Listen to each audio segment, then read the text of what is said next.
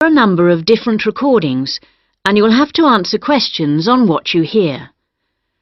There will be time for you to read the instructions and questions, and you will have a chance to check your work. All the recordings will be played once only. The test is in 4 sections. At the end of the real test, you will be given 10 minutes to transfer your answers to an answer sheet. Now turn to Section 1. Section 1. You will hear a conversation between an optometrist and a patient who has come for an eye test. First, you have some time to look at questions 1 to 6.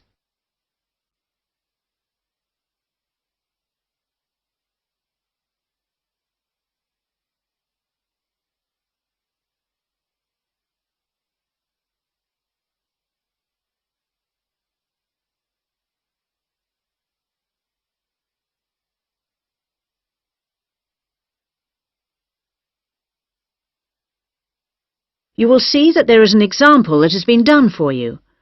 On this occasion only, the conversation relating to this will be played first. Good morning. Can I help you? Yes, I'm here for an appointment at 10 o'clock with the optometrist. I'm a little early. I know it's only 10 to 10. Are you Simon Lee? Yes, I am. The time of the appointment is 10 o'clock. So 10 a.m. has been written in the space. Now we shall begin. You should answer the questions as you listen, because you will not hear the recording a second time. Listen carefully and answer questions 1 to 6. Good morning. Can I help you? Yes, I'm here for an appointment at 10 o'clock with the optometrist. I'm a little early. I know it's only 10 to 10. Are you Simon Lee? Yes, I am. I'm Rachel White, the optometrist here today. Come in and take a seat. Thanks. Before we test your eyes, I just need to get a few details from you. So, Simon, what's your full name? Simon Anthony. That's A-N-T-H-O-N-Y. And my family name is Lee. L-E-E. And your date of birth, Simon? The 1st of June, 1989. The 21st of June? No, the 1st of June. Oh, whoops, sorry. 1989. Ah, same year my son was born. What's your current address? I'm living at a hall of residence. Which one? At University Hall, not far from here, in Adams Terrace. University Hall. And do you have any medical insurance? Yes, I'm fully covered. And who are you insured with? I'm with Health for Life. Healthy Life. No, people always get that wrong. It's Health for Life. They're part of some big insurance company. Good. Now, Simon, have you ever had your eyes tested before? Yes, once, but not recently. It was when I was still at school. So, roughly when would that have been? Probably around September 2007. No, on second thoughts, it must have been the year before. September 2006. And my eyesight was fine then. But you're having a little difficulty now, are you? Well, yes. Since I started at university, I've been having difficulty with distance vision. I can't always see things in the distance. Well, let's have a look. Now, I'm just going to cover your left eye. Yeah. Can you read the top line? Yes. R-B-Q-S.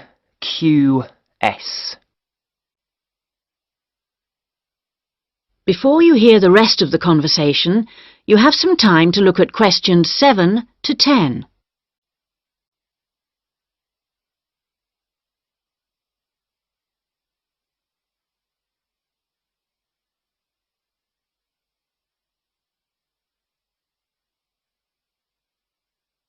Now listen and answer questions 7 to 10.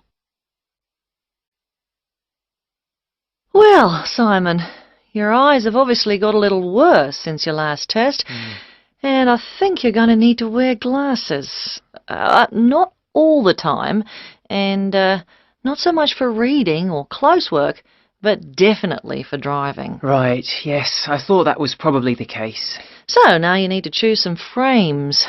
There's a wide range to choose from, as you can see. Can you give me some idea of the difference in cost? I quite liked the idea of some frameless glasses. Did you? Well, the prices vary enormously, like everything, but the frameless ones are the most expensive. The cheapest are the ones with the full frame. Perhaps I'd better go for those. Or why not try these ones with the half frame? They're not too bad. Yes, they look quite nice, and they're strong. Far less likely to break than the frameless ones. Oh, that's a good point. OK, I think I'll take those ones. If you pop back next Monday, I should have them ready for you, and you can pay for them when you pick them up. Thanks very much. Can I pay by credit card? You can, but there'll be a slight charge if you do that. Right, I'll pay by cash then, if you don't mind. No problem. Cash, credit card, debit card, all the same to us. See you on Monday. That is the end of section 1. You now have half a minute to check your answers.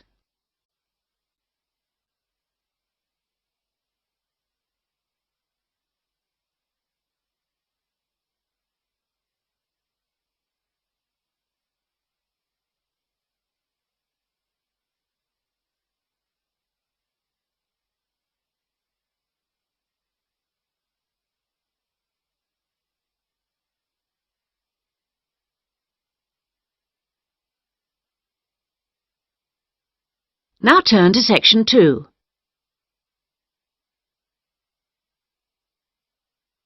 Section 2. You will hear an extract from an audio guide to the Taj Mahal. First, you have some time to look at questions 11 to 16.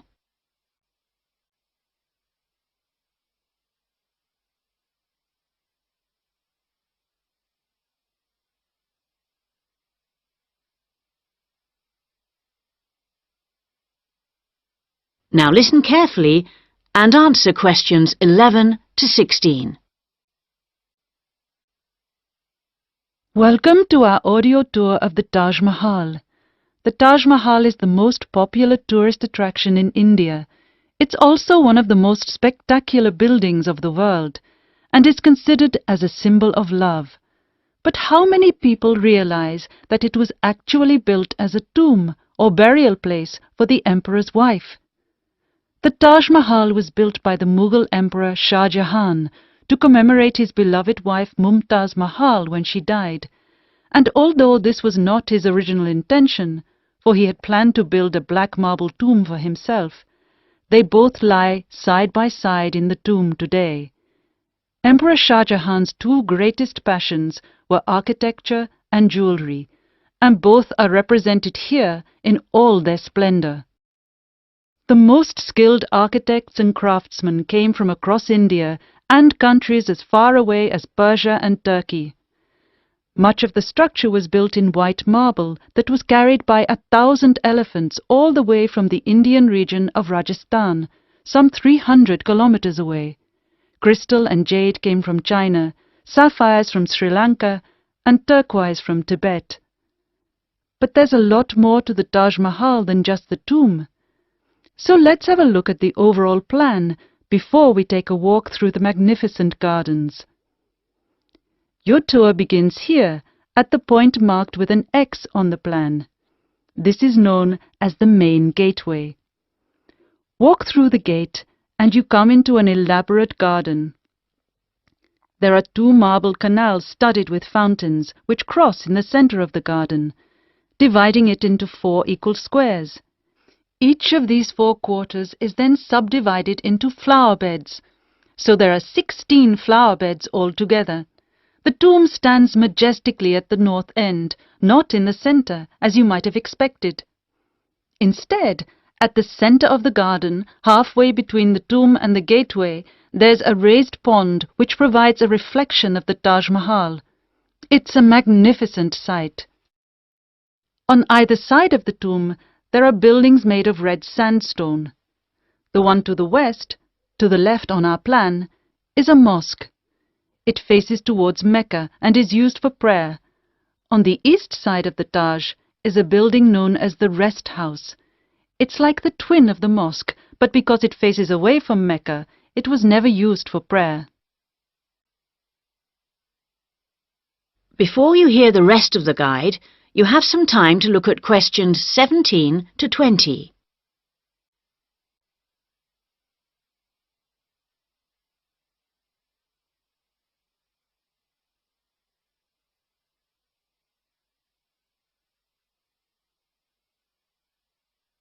Now listen and answer questions 17 to 20. Many people have asked what the rest house was for. Was it a place for pilgrims to stay? Was it a meeting hall of some kind? Perhaps the most likely answer to this question is that its purpose is purely aesthetic, to act as a visual balance for the mosque and preserve the symmetry of the design of the whole complex. Let's have a look at some of the engineering features of the garden. For one thing, they require a constant supply of running water. When it was built, water was drawn from the river manually, using an elaborate rope and bucket system, pulled by a team of bullocks. The water was then brought through a broad water channel and held in a number of supply tanks. These tanks were at varying heights off the ground and were ingeniously designed to store the very large amounts of water required. Using an elaborate system of underground pipes, the water was then distributed from the supply tanks to each of the fountains. To ensure that the water pressure was the same throughout the garden, there was a copper pot under each fountain connected to the water supply. It was undoubtedly a brilliant system. That is the end of section 2. You now have half a minute to check your answers.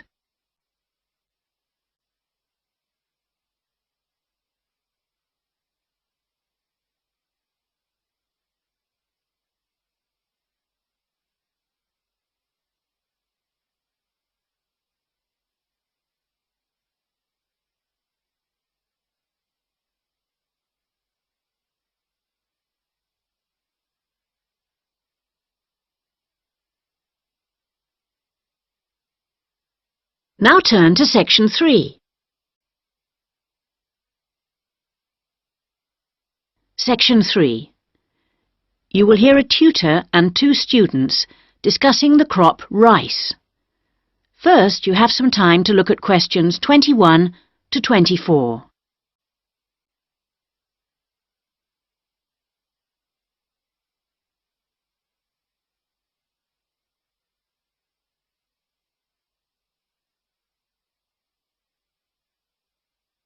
Now listen carefully and answer questions 21 to 24.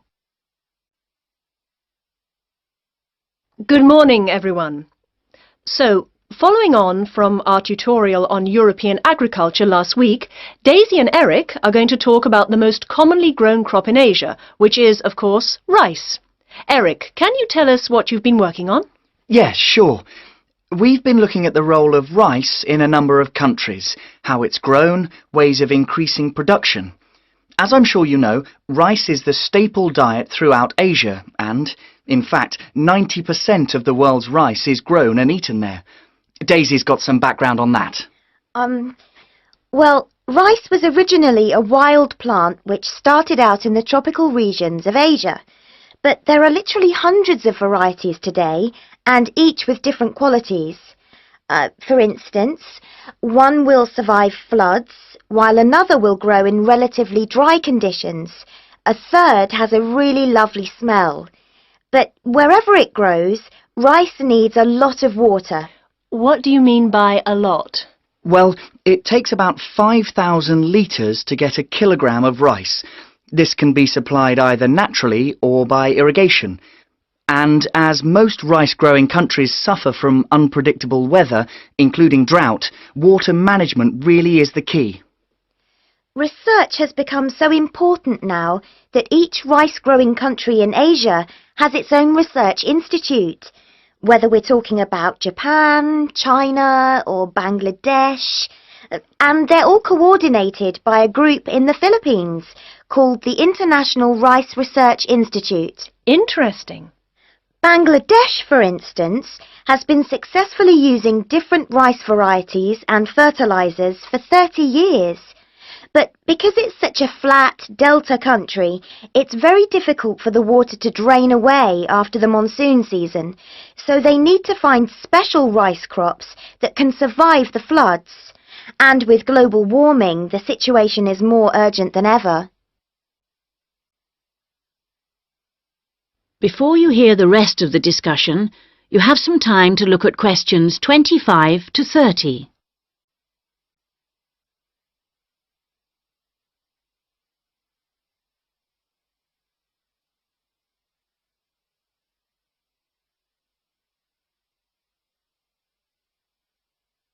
Now listen and answer questions 25 to 30.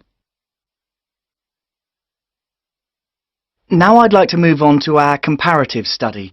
As you can imagine, China is the world's biggest rice-producing country.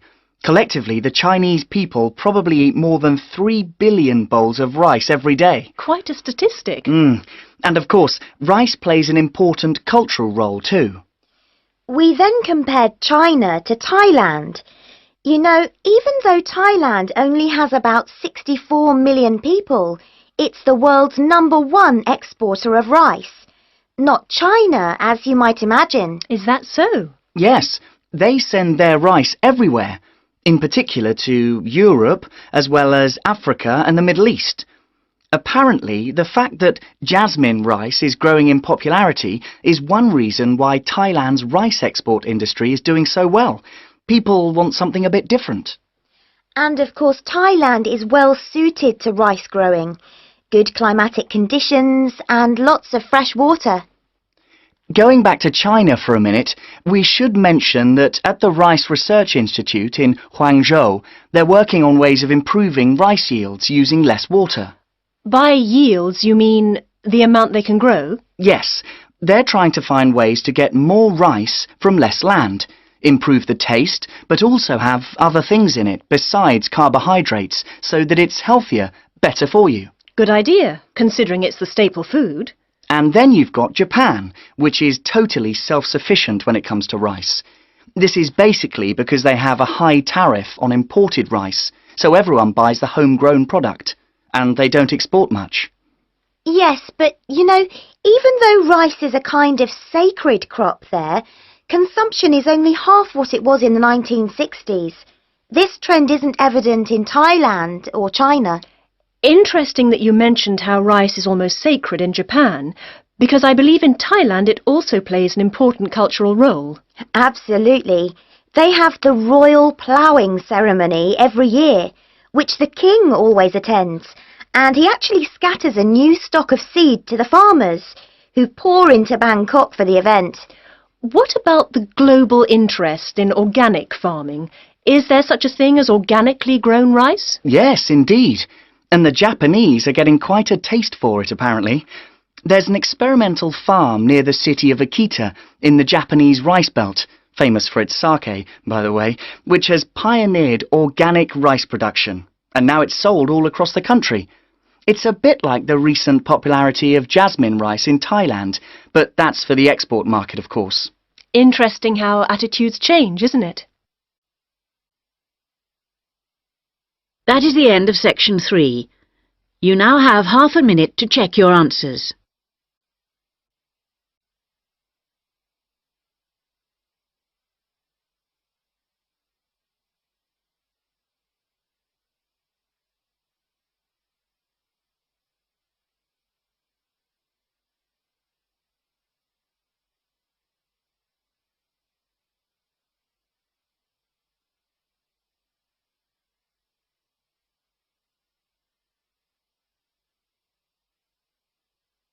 Now turn to section 4. Section 4. You will hear part of a lecture about writing for radio. First, you have some time to look at questions 31 to 40.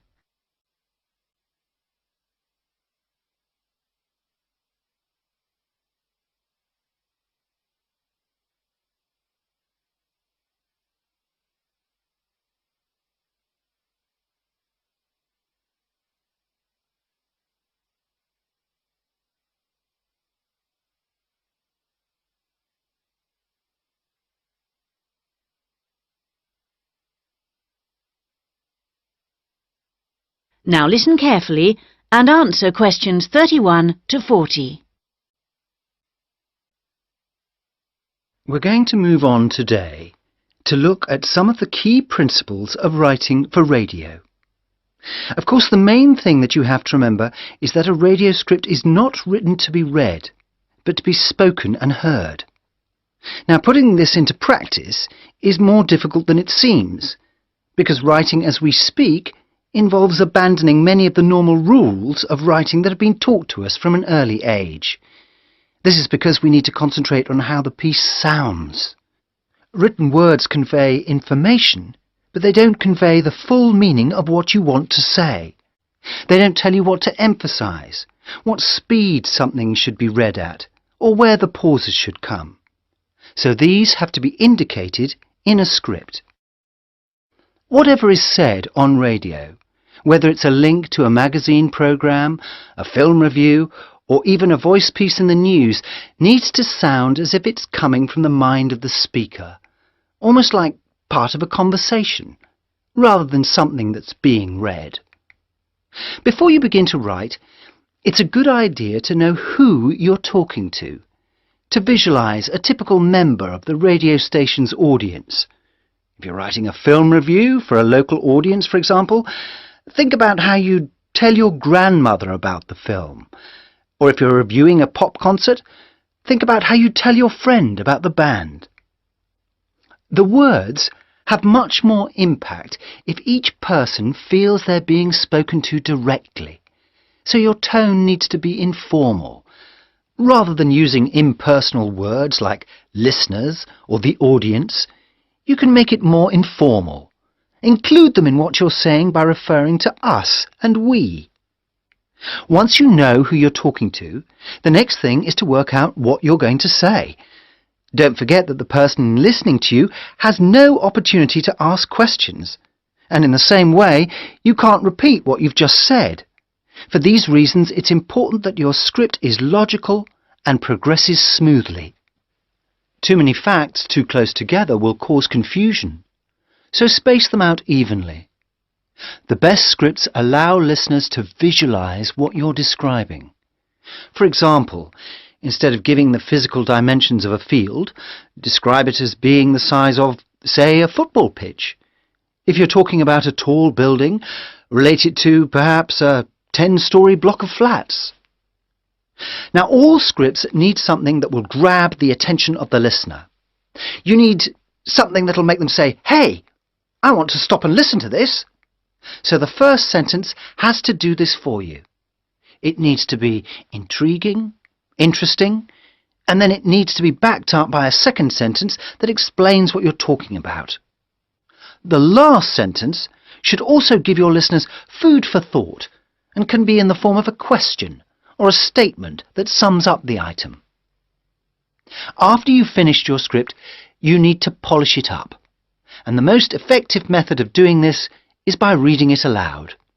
This also helps you to avoid tongue twisters or words that you might find awkward to pronounce. That is the end of section 4. You now have half a minute to check your answers.